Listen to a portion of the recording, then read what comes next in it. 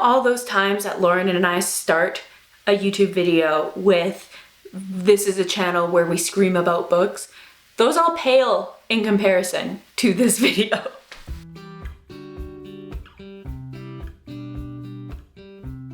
Hey guys, welcome back to Crows Before Bros. I'm Randy, I run this channel with Lauren, and we are here to scream about books. And I have so many thoughts and feelings on this one. I know some of you guys from Instagram have been waiting on this video and it's finally here. So we're gonna jump right in. So let's have a real discussion here. BookTok, full of lies.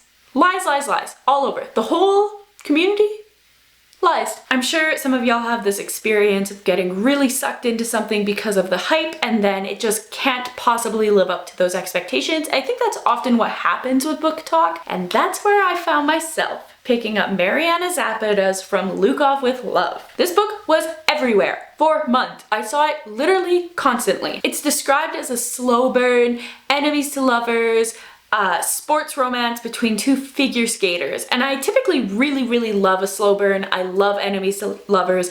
I love the yearning that comes from these tropes. So let me tell you about it. I'm gonna preface this by saying this is not going to be a positive review. I'm sorry, I can't bring myself to make a positive review about this one.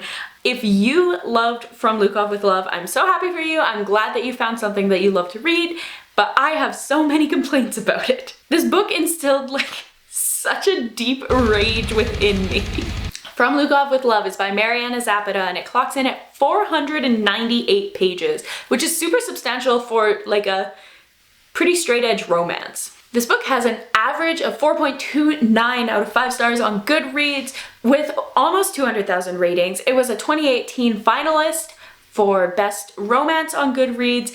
So I went in thinking, wow, it must be like a pretty good read. Are you sure about that? Story follows our main character, Jasmine, who is a professional figure skater who's kind of fallen from grace after losing her partner and moving back into solos. She's not like the other girls, and by this I mean that she's mean and she swears at children. She says what she's thinking. She's a boss babe. She has a long-time rivalry with Ivan Lukov, who is her best friend's brother, because classic. And Ivan is this kind of America's sweetheart figure skating champion. Much to Jasmine's surprise, Ivan asks Jasmine to be his partner for competitions after his partner decides that they're going to take a year off. This means that Jasmine has a chance to be successful again, and while she has this rivalry and doesn't really like Ivan very much, and they have a lot of negative feelings about one another, they decide that this is for the best for both of them. He gets a partner who's been doing it for a while, who understands how the figure skating world works, and she gets a chance at glory. Everyone wins, right? Not me. After they decide that they're gonna skate together, they skate together, and all the while are incredibly mean to one another. The end. That's really the entire plot. And if you stop and you're like, Randy, there must be more, you'd only be minusculely correct. There is other plot points in this book, including like world championships and a nude photo shoot, but in classic romance way, they really glaze over those actual events. It's such a pet peeve of mine when romance books amp up to an event the whole time and then literally don't tell you about the event. I get that the true point is about the characters and the relationships, but come on! You cannot give me 500 pages leading up to the final competition and then have this be what you say about said competition. A split second before the music started, he whispers, "Let's do it." And we did. What? I was so mad. Also, in classic romance fashion, he is a massive King Kong sized man and she is like a itty bitty little Tinkerbell of a woman. My biggest complaint is the characters in this book. A lot of what I saw about this book was about this witty banter, this back and forth they have, which in the book is actually just them being so mean. It really just feels like the whole time they're poking fun of each other and particularly prodding insecurities that they have. Ivan constantly body shames Jasmine throughout the first half of this book. It tapers off a little bit, but that almost gives the impression of he knew it was wrong the whole time until they kind of started to get along, and then he's like, maybe I shouldn't body shame you. He's telling her she needs to lose weight, that she's too heavy, that her clothes are unflattering, that I made you a hot chocolate because I care about you, but I'm not gonna put dairy in it lest you get fat. Then they do some nude photo shoot for some science sport magazine, I don't know, and she's like, maybe I don't want to do this with somebody who's been body shaming me for half my life. Seems valid. Here's a quote. Had I been mad? No. Had he joked about something I was sensitive about? Yeah. I would tell him that he caught on to one of the few things I was hung up over, but telling him that might just make him pick on me more. Yes, sis, that sounds healthy. Meanwhile, his nickname for her is literally Meatball.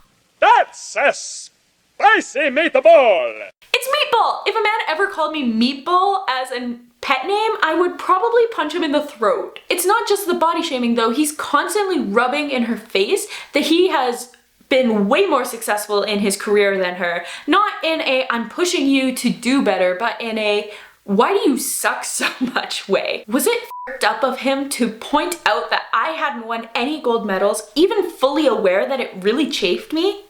Duh. But this was Ivan. What the hell else would I expect? Also, later in the book, it comes out, Jasmine's been dealing with some kind of creepy stalker. It comes out in the book and then is immediately forgotten, because of course it is.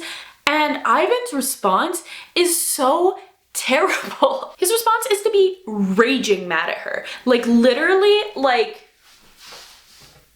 sitting on her bed, back to her, refusing to speak, giving her the silent treatment because she should have told him. Worry not though, she's equally terrible to every person around her. She's calling everyone names. She's swearing at children in the change room. She literally has a reputation for like cussing out minors at sports events. She's constantly berating the people around her, including the people that she loves the most, her family, her friend, single friend, because only one person in the entire world can put up with her willingly. She has no capacity to deal with criticism or any general conflict.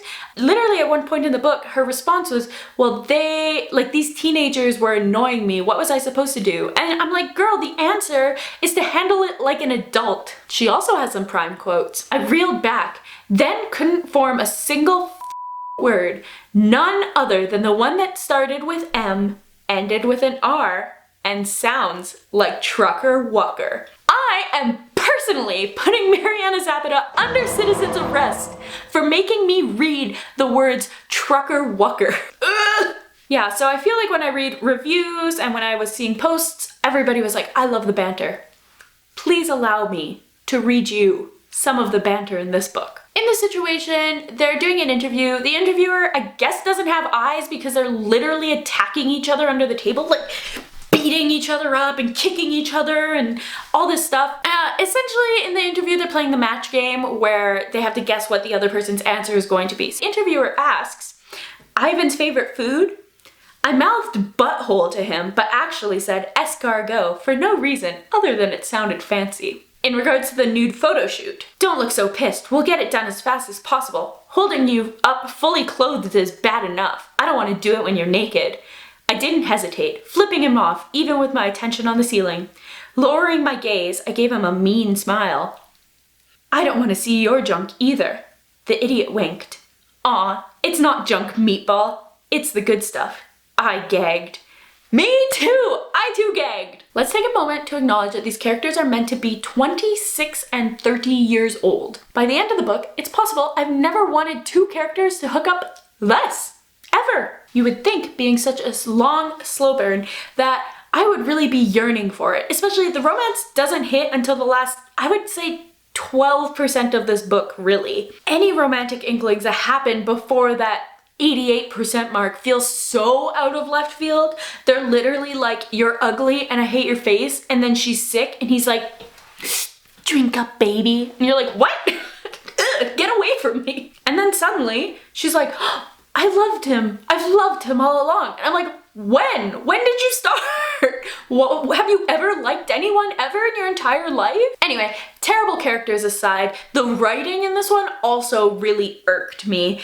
I haven't read any other Mariana Zapata books. I know people love The Wall of Winnipeg and Me, but I haven't read it, so I can't say if this is a larger issue that I have with her or if it's just this book in particular. There are three main things that really drove me up the wall with the writing. First, the amount of blinking in this book. He blinked, she blinked, I blinked, it was my turn to blink. We know that people blink, Mariana. You don't have to tell us every time, it's implied. Second, the only reason this book is 500 pages long is because every other chapter has this exact interaction. This is Ivan, do the thing. And Jasmine replies, no, yes, no. If you don't, I'll make you. No, you won't. Yes, I will. You can't make me. You know I will. You suck. No, you suck. I won't do the thing. You will or else. Absolutely never. And then Ivan forces her to do the thing that she very clearly stated many, many times that she does not want to do. This includes getting in his car on 3 separate occasions, coming to stay with him after he finds out she has a stalker and then he ices her out entirely, giving him a hug, going home because she's sick, and doing the nude photo shoot. So we have a real relationship based on the concept of consent and trust. The third cardinal sin in the writing here, and probably one of the more grating ones for me because I haven't really come across this much and it pulled me out of the reading. Mariana Zapata feels weird about using pronouns. Not in regards to gender identity, but just in general writing. For example, I wouldn't say, my mom is going to take me for coffee today. I love to see my mom and talk to my mom. My mom is my favorite person. You'd say something like, I'm going to get coffee with my mom today. I love her so much. She's my favorite person. Mariana Zapata does not do that. She instead uses these moments to give you random character details that have nothing to do with anything going on. Here's a couple examples for you. He's out with his friends, said the red-headed woman who had given birth to me. The 5'7" man who had always been the perfect balance between supportive older brother and annoying pain in the ass with boundary issues claimed. The man my brother had joked around that he'd sworn he'd seen on the cover of a book before smiled at me. Just use their name or pronoun, dude. There are times where I think that this works. If I were like, I'm not clumsy, said the girl who walked face first into a pole yesterday, right? Like that makes sense because it's relevant to that moment. But these are just like, I don't care how tall your brother is. Just like, use pronouns and names like a normal person, for the love of God. Before anybody comes for me, I know I said at the beginning of the year that I was going to DNF books I wasn't enjoying, but here's a little secret about me. I love a hate read. I love a hate watch. I regularly watch movies that are objectively bad. Oh, hi, Mark. There's something so funny about them. And with books, it's like I can channel all my rage I have towards things that matter and actually put it somewhere. And I know I still can't do anything about it, but it feels less dire, if that makes any sense. In the end, I rated From Lukov with Love 1 single star. I honestly have even more I could rant about, but I feel like it would end up with me reading this entire book and YouTube would copyright claim that so fast. Overall, I feel like BookTok favorites are either so good or so terrible. Some of my favorite books have come from big BookTok recommendations. I adored Six of Crows, obviously, Song of Achilles, the Folk of the Air series, Babel, the Emily Henry books. I loved all of those. But I didn't enjoy the ACOTAR books or any of the Cohos. Archer's Voice, Shatter Me, Normal People, From Blood and Ash, The Maid, Mexican Gothic, The Hating Game, all flopped for me. It's literally to the point that unless somebody directly recommends it to me and they're someone I know and trust, I'm probably not going to immediately pick up any BookTok faves because I'm just expecting them to be a letdown. I'm gonna end this on a little of positivity. I recently read If You Could See the Sun by Anne Liang, and I adored it. It was so cute. It is about a young girl who suddenly is able to turn invisible and uses this power to collect secrets from her schoolmates for a fee, and she has to work with her academic rival, and it's just such a cute YA magical realism romance combo. I loved it a lot. Are there any BookTok books that give you really big feelings of the good or the bad variety? Do you feel like you have the same problem I do, where you're constantly picking up these books that people love and being like, huh? Thanks for watching and putting up with this rage rant. If you like, comment, and or subscribe, the BookTok gods will shine on you. And that's a promise. We love and appreciate you guys, and we'll see you next time. Bye! This is going to be my new method for picking BookTok books. Should I read Fourth Wing? Outlook, not so good.